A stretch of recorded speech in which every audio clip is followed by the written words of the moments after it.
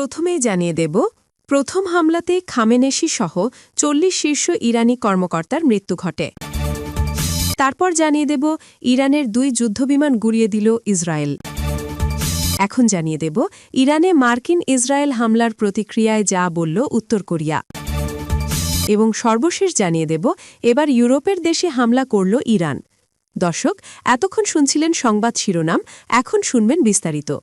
বিস্তারিত জানার আগে আপনি যদি আমাদের চ্যানেলে নতুন এসে থাকেন, তাহলে চ্যানেলটিকে সাবস্ক্রাইব করুন আর ভিডিওটি শেয়ার করে আপনার বন্ধুদেরকে দেখার সুযোগ করে দিন। এখন বিস্তারিত। প্রথম হামলাতেই খামেনিসহ ৪০ শীর্ষ ইরানি কর্মকর্তার মৃত্যু ঘটে।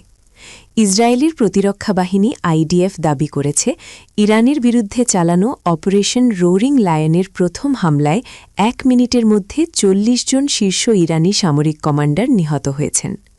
রোববার দেওয়া এক বিবৃতিতে আইডিএফ জানায়, এটি ছিল ইরানের হুমকির জবাবে আগাম আঘাত। হামলার শুরুতেই তেহরানের কয়েকটি গুরুত্বপূর্ণ স্থানে একযোগে বিমান হামলা চালানো হয়। আইডিএফের দাবি, ওই সময় ইরানের শীর্ষ নিরাপত্তা কর্মকর্তাদের কয়েকজন একই স্থানে উপস্থিত ছিলেন। গোয়েন্দা তথ্যের ভিত্তিতেই হামলা চালানো হয়। নিহতদের মধ্যে ইরানের সশস্ত্র বাহিনীর প্রধান মেজর জেনারেল আব্দুল রহিম মুসাবি রয়েছেন বলে জানানো হয়েছে। খবরে বলা হয়, যুক্তরাষ্ট্রের কেন্দ্রীয় গোয়েন্দা সংস্থা আগে থেকেই জানতে পেরেছিল যে ইরানের শীর্ষ নেতারা শনিবার সকালে তেহরানের একটি সরকারি কম্পাউন্ডে বৈঠকে বসবেন। এই তথ্য ইসরায়েলকে জানানো হলে হামলার সময় পরিবর্তন করে সকালে আঘাত হানা হয়। হামলায় ইরানের সর্বোচ্চ নেতা আয়াতুল্লাহ আলী খামেনি সহ ডজনখানেক শীর্ষ কর্মকর্তা নিহত হয়েছেন বলে বিভিন্ন গণমাধ্যম জানিয়েছে।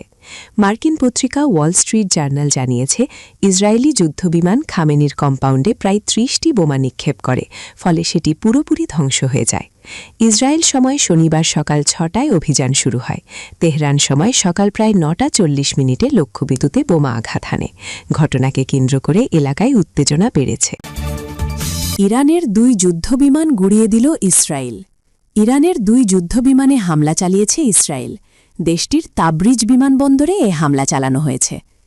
রোববার ১ মার্চ ইরান ইন্টারন্যাশনালের এক প্রতিবেদনে এ তথ্য জানানো হয়েছে। ইসরায়েলের সামরিক বাহিনী জানিয়েছে, তাদের বিমানবাহিনী পশ্চিম ইরানের তাবরিজ বিমানবন্দরে ইরানের ২টি যুদ্ধবিমান লক্ষ্য করে হামলা চালিয়েছে। এক বিবৃতিতে বলা হয়, উড্ডয়নের প্রস্তুতিকালে ইরানের F-5 ও F-4 মডেলের ২টি যুদ্ধবিমান ধ্বংস করা হয়েছে। হামলার উদ্দেশ্য ছিল ইরানের বিমানবাহিনীর কার্যক্রম ব্যাহত করা এবং আকাশ প্রতিরক্ষা সক্ষমতা আরও দুর্বল করা। ইসরায়েলি সামরিক বাহিনী আরও জানিয়েছে, ইসরায়েলের বিরুদ্ধে সম্ভাব্য হুমকি প্রতিরোধে তারা ইরান সরকারের সংশ্লিষ্ট অবকাঠামো লক্ষ্য করে হামলা অব্যাহত রেখেছে। তবে এই বিষয়ে ইরানের পক্ষ থেকে তাৎক্ষণিক কোনো প্রতিক্রিয়া পাওয়া যায়নি বলে জানিয়েছে ইরান ইন্টারন্যাশনাল। এদিকে ইরানের সর্বোচ্চ নেতা আয়াতুল্লাহ আলী খামেনি নিহত হওয়ার পর প্রতিশোধ নেওয়ার ঘোষণা দিয়েছে দেশটির অভিজাত সামরিক বাহিনী Islamic Revolutionary Guard Corps IRGC। রোববার ১ মার্চ ইরানের সরকারি বার্তা সংস্থা ফার্স নিউজ এজেন্সির বরাতে এ তথ্য জানা গেছে। সরকারিভাবে তেহরান খামেনির নিহত হওয়ার তথ্য নিশ্চিত করার পর IRGC এক বিবৃতিতে জানায়, আমরা একজন মহান নেতাকে হারিয়েছি এবং তার জন্য শোকাহত। মানবতার সবচেয়ে নিষ্ঠুর সন্ত্রাসীদের হাতে তার শাহাদত প্রমাণ করে তার নেতৃত্ব তাদের জন্য আতঙ্কের কারণ হয়ে উঠেছিল।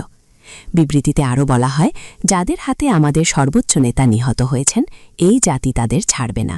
ইরান প্রতিশোধ নেবে এবং দেশি বিদেশি যে কোনো ষড়যন্ত্র নির্মূলে IRGC বদ্ধপরিকর। ইরানে মার্কিন ইসরায়েল হামলার প্রতিক্রিয়ায় যা বলল উত্তর কোরিয়া। ইরানের ওপর মার্কিন ইসরায়েল হামলার কড়া সমালোচনা করেছে উত্তর কোরিয়া। দেশটির পররাষ্ট্র মন্ত্রণালয়ের মুখপাত্র এ হামলাকে অবৈধ আগ্রাসন এবং একটি সার্বভৌম রাষ্ট্রের বিরুদ্ধে আন্তর্জাতিক আইন লঙ্ঘন বলে অভিহিত করেছেন। রাষ্ট্রায়ত্ত সংবাদ মাধ্যম KCNA-কে দেওয়া বক্তব্যে মুখপাত্র বলেন, ইরানের বিরুদ্ধে যুক্তরাষ্ট্র ও ইসরায়েলের সামরিক পদক্ষেপ জাতীয় সার্বভৌমত্বের সুস্পষ্ট লঙ্ঘন। কোনো পরিস্থিতিতেই এই ধরনের আগ্রাসী যুদ্ধ গ্রহণযোগ্য হতে পারে না।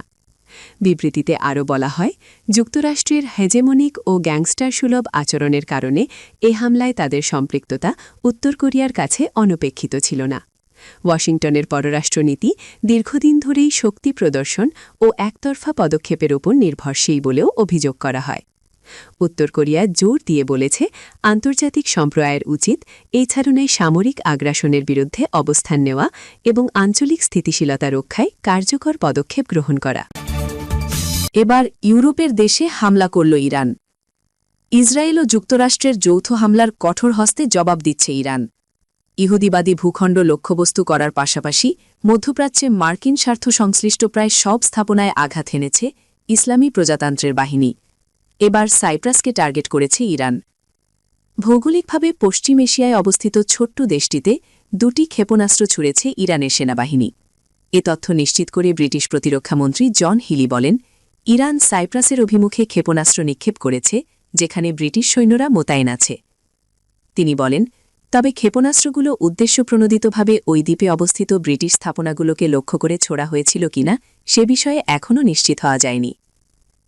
হামলা প্রসঙ্গে হিলি বলেন, আমরা মোটামুটি নিশ্চিত যে আমাদের ঘাঁটিগুলোকে লক্ষ্য করে এগুলো ছোড়া হয়নি।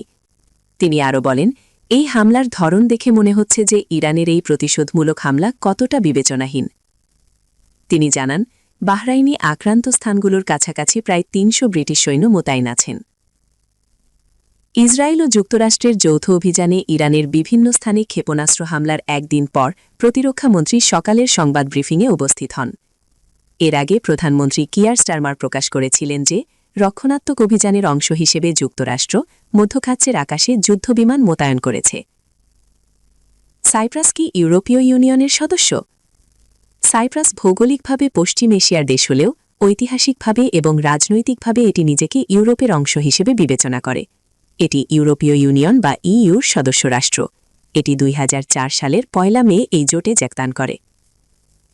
সাইপ্রাস 2008 সালের 1 জানুয়ারি আনুষ্ঠানিকভাবে ইউরো মুদ্রা গ্রহণ করে এবং বর্তমানে এটি ইউরোজোনেরও অন্তর্ভুক্ত।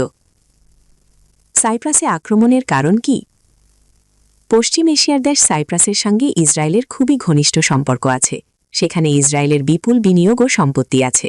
এছাড়া তেল আবিব আক্রান্ত হওয়ার লক্ষণ দেখা দিলে তাদের উড়োজাহাজের বহরসহ বিভিন্ন গুরুত্বপূর্ণ সম্পদ সেখানে লুকিয়ে রাখে বলে কথিত আছে। এ কারণে দেশটিকে ইসরায়েলের গুদাল ঘরও বলা হয়। এ কারণে গত বছরের জুনের 12 দিনের যুদ্ধের সময়ও সাইপ্রাসে হামলা করেছিল ইরান।